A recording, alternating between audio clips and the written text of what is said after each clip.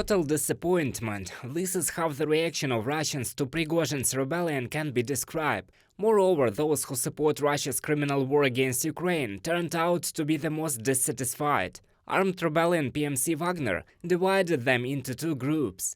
Those who have remained loyal to Putin are dissatisfied with his weakness and passivity.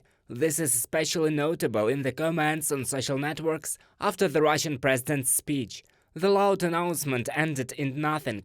Commentators write, 22:10 started, 22:17, and what was it? It doesn't look like a full broadcast at all. Just can't believe that's all. No, really everything, here in general.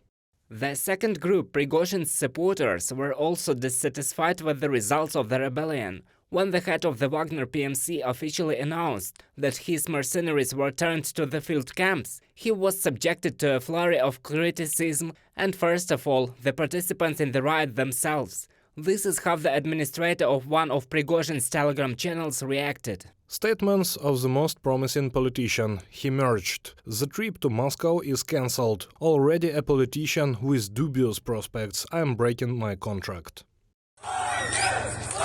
Wagner. And this is how the residents of Rostov met the Wagner group when they occupied the city. Putin in his address assured that all Russians supported him and not at all Prigozhin. As a result, both Putin's supporters and Prigozhin's fans were disappointed. According to psychologists, the result may be the radicalization of some of the so-called Z patriots. The most active in Russia will start looking for effective methods. Having seen weak points, seeing how easy it is to take power, they will look for how to do it without mistakes, without stopping at the last stage, as Prigozhin did. And the rest of the mass will want to return to a calm channel, when they can live, have fun and not think about anything.